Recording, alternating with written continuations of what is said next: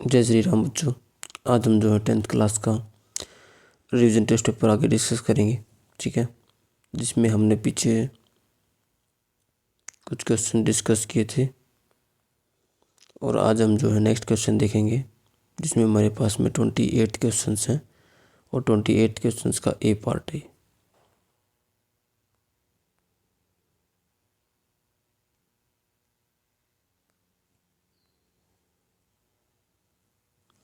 तो इसमें क्या बताया गया है, हमें इक्वेशन दी गई है 9x प्लस में 3y।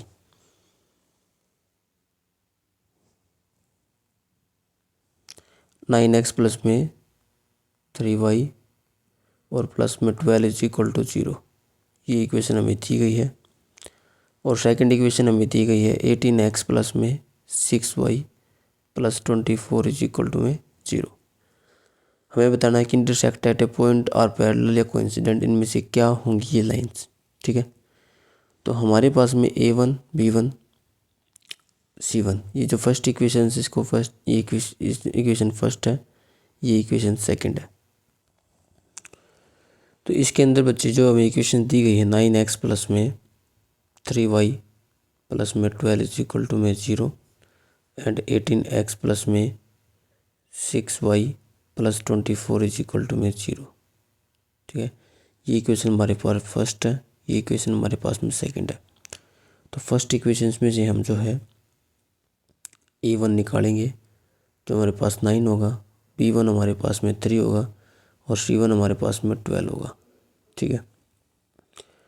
जो हमारे पास में A2 है, सेकंड इक्वेशन में से हमारे सेकंड वाले टू वाले आएंगे।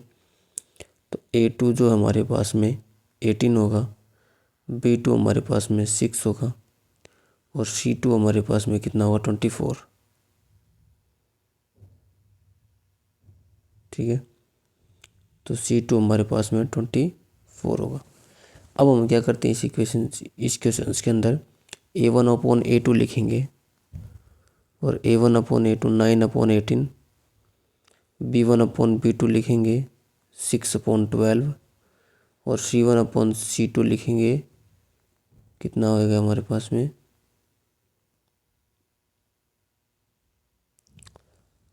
B1 अपॉन B2, B1 कितना हमारे पास में 3 है भाई, ठीक है।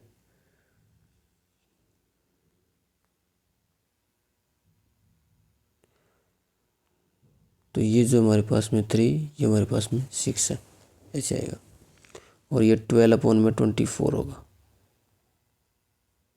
ठीक है। तो 9 1 जा 9, 9 2 जा 18, 3 1 जा 3, 3 2 जा 6, 12 1 जा 12, 12 2 जा 24, ठीक है। तो ये 1/2 आ गई। तो तीनों इक्वल हो गई। जब तीनों इक्वल हो जाएंगे तो क्या बनेगा इसके अंदर, ये लाइन जो कोइंसिडेंट बनेंगी, कैसी लाइन बनेंगी, कोइंसिडेंट, ठीक है। क्योंकि हमें पता है कि A1 upon A2 is equal to B1 upon B2 is equal to C1 upon C2। तो लाइन होती है कोइंसिडेंट, कंसिस्टेंट सॉल्यूशन होता है हमारे पास, कंसिस्टेंट और इनफाइनाइटली मैनी सॉल्यूशंस होते हैं,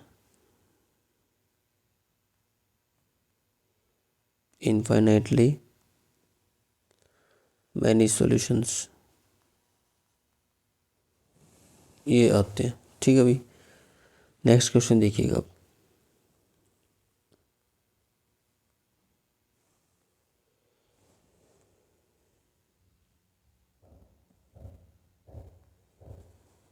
नेक्स्ट क्वेश्चन में हमारे ये जो है, हमें इसमें क्या करना है,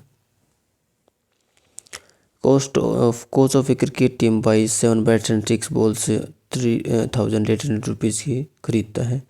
उसके बाद में वो जो है 3 बैट और 5 बल्ले खरीदती है, कितने के, 5 बॉल्स खरीदती है, मतलब 1,750 रुपीज़ की। तो कॉस्ट हमें निकालनी है एक बैट और एक बॉल की।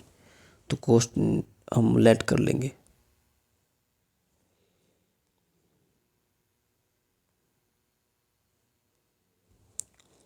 लेट कॉस्ट ऑफ 1 बैट कितना x let cost of 1 ball कितना y। ठीक है। फिर लिखेंगे हम according to questions. According to questions में cost of 7 bats and 6 balls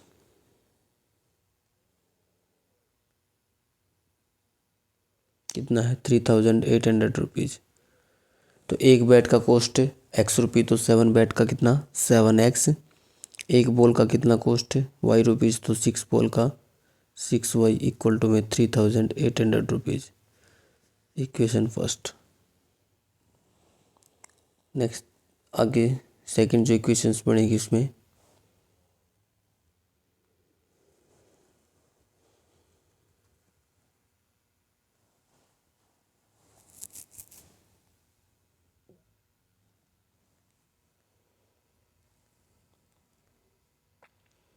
तीन बैट और 5 बॉल्स, ठीक है। 3 बैट्स और 5 बॉल, तो एक बैट का एक्स रुपीज़, तो 3 बैट का 3x रुपीज़, ठीक है। और एक बॉल का वाई, तो 5 बॉल्स का 5y, और ये आ जाएगा इक्वेशन 2 हमारी, ठीक है। अब इसको हम सब्स्टिट्यूशन से करें या जो है हम इसको किससे करेंगे, एलिमिनेशन मेथड से, ठीक है। जो आपको ठीक लगे उस मेथड से हम इसको सोल्व कर सकते हैं। देखिएगा ये इक्वेशंस हमारे पास में है दोनों, तो हमें क्या करना है, हम इसको जो है एलिमिनेशन से कर सकते हैं या सब्स्टिट्यूशन, दोनों में से किसी से कर सकते हैं। तो सब्स्टिट्यूशन से अगर हम इसको सोल्व करेंगे तो इसमें जो है इसको आपको क्या करना पड़ेगा, ये इक्वेशंस किसी एक इक्वेशंस को ले लो, सेकंड या फर्स्ट में से किसी एक इक्वेशंस को यूज़ करके वहाँ से आप एक्स की वैल्यू निकाल लो। जैसे कि मान लो हम फर्स्ट इक्वेशन का यूज़ करते हैं और एक्स की वैल्यू निकालेंगे, तो एक्स की वैल्यू जो आएगी वो 3800 माइनस में 6y डिवाइड में 7, इक्वेशन थर्ड आ जाएगी। अब इसकी वैल्यू को सेकंड में पुट कर देना एक्स की जगह पर, ठीक है। फिर वहाँ से हम सोल्व कर देंगे इसको, तो ये सॉल्यूशन जो हमारे पास में आएगा फिर आगे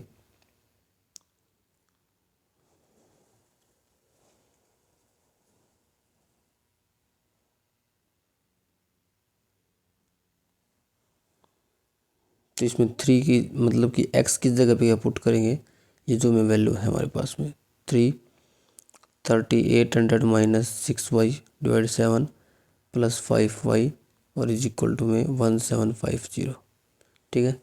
ये आ जाएगा, यहाँ से इसको सॉल्व कर देंगे और इक्वेशंस बन जाएगी हमारे पास में, जो भी आएगी उस इक्वेशन को हम सॉल्व कर देंगे। अब नेक्स्ट क्वेश्चन देखिएगा, आप जो सॉल्व कर लेना, एलिमिनेशन और सब्स्टिट्यूशन मेथड आपको आते ही है।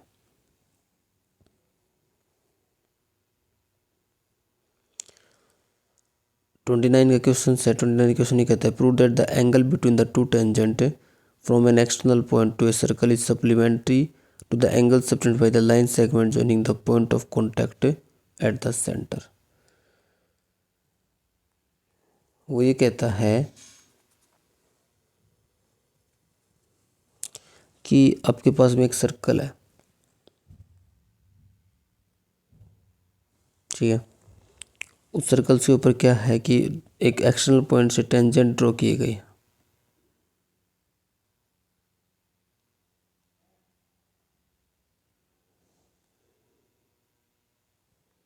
मान लो जैसे कि ये सर्कल है और एक एक्सटर्नल पॉइंट ये है, इससे इसके ऊपर टेंजेंट ड्रॉ करती है, ठीक है।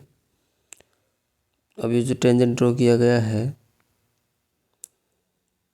इस टेंजेंस में, और ये जो यहाँ पे सेंटर है, ठीक है, और ये पॉइंट, तो ये एंगल और ये एंगल, दोनों एंगल क्या होंगे, इन दोनों एंगल का सब एंगल जो सम होगा सप्लीमेंट्री होगा, ए बी ओ और सी, ठीक है, ये होगा। तो देखिएगा इसमें हमें पता है कि यहाँ पर जो एंगल बनेगा ये 90 डिग्री का बनेगा और यहाँ पर भी एंगल 90 डिग्री का बनेगा, ठीक है। क्योंकि ये जो एंगल है हमारे पास में क्या है, रेडियस और टेंजेंट्स के बीच के एंगल है, ठीक है। रेडियस और टेंजेंट्स के बीच के एंगल जो होंगे वो कितने के होते हैं, 90 डिग्री के होते हैं, राइट एंगल्स बनता है वो, ठीक है।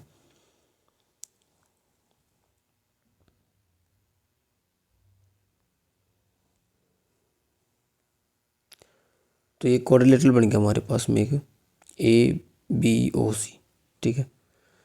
तो इन क्वाड्रिलेटरल्स हमारे पास में ये ABOC, ठीक है।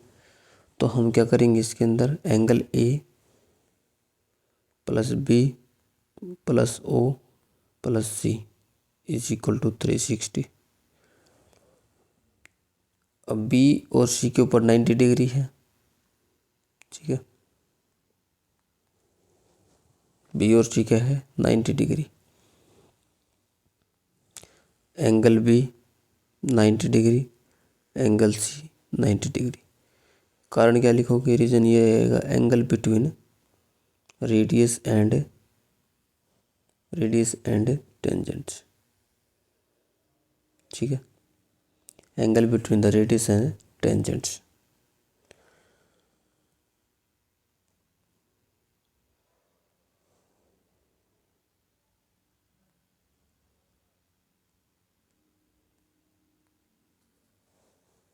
तो रेडियस और टेंजेंट्स के बीच के एंगल होंगे 90 डिग्री।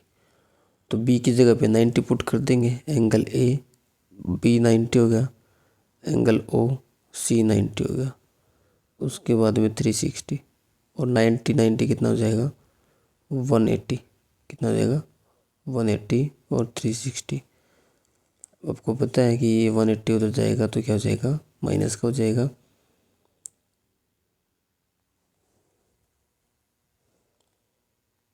और ए प्लस में ओ 360 माइनस का 180, ये आ जाएगा 180।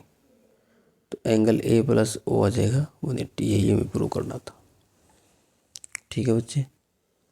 नेक्स्ट क्वेश्चन देखिएगा, 15 cot A is equal to 8। हमें साइन ए और सीकेंट ए निकालना है। Sign A secant A,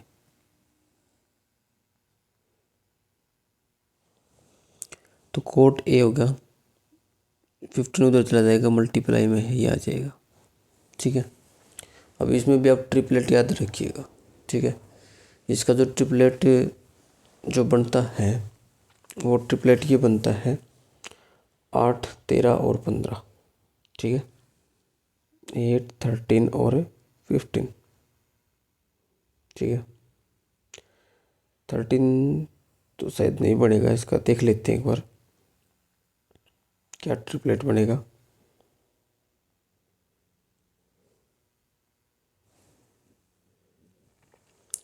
fifteen का स्क्वायर 225 और 8 का स्क्वायर 64, ठीक है। तो माइनस कर देंगे, 1 आ जाएगा, या फिर हम प्लस कर देंगे इसको, क्योंकि हमारे पास में जो कोट का फॉर्मूला होता है वो होता है बेस अपॉन में परपेंडिकुलर। तो दोनों प्लस हो जाएंगे, बेस अपॉन में परपेंडिकुलर। तो ये हो जाएगा प्लस, और ये आ जाएगा हमारे पास में 9 और 8 और 2, ठीक है।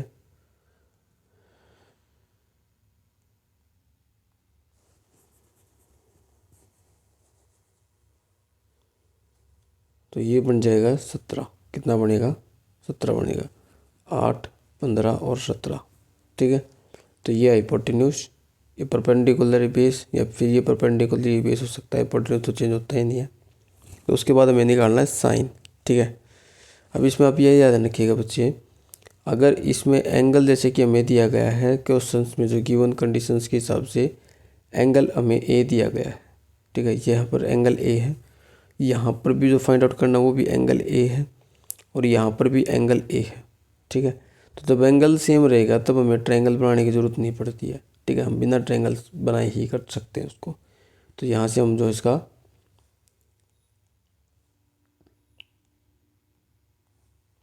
फॉर्मूला जो लगा देंगे, साइन ए की वैल्यू जो होगी वो परपेंडिकुलर अपॉन हाइपोटेन्यूज। तो परपेंडिकुलर कितना, 15, ठीक है। और हाइपोटेन्यूज कितना, 17। जो हमें दिया गया था उसके हिसाब से बेस अपॉन परपेंडिकुलर था ये, ठीक है। आगे देखिएगा, सीकेंट ए निकालना था। तो सीकेंट ए में क्या होगा, हाइपोटेन्यूज अपॉन बेस हो जाएगा। सीकेंट ए हाइपोटेन्यूज अपॉन में बेस, तो 17/8 ये आ जाएगा इसका। ठीक है, तो बच्चे आज की वीडियो में हम इतना ही करेंगे, बाकी जो हम कल डिस्कस करेंगे। ठीक है, आज के लिए इतना ही, धन्यवाद।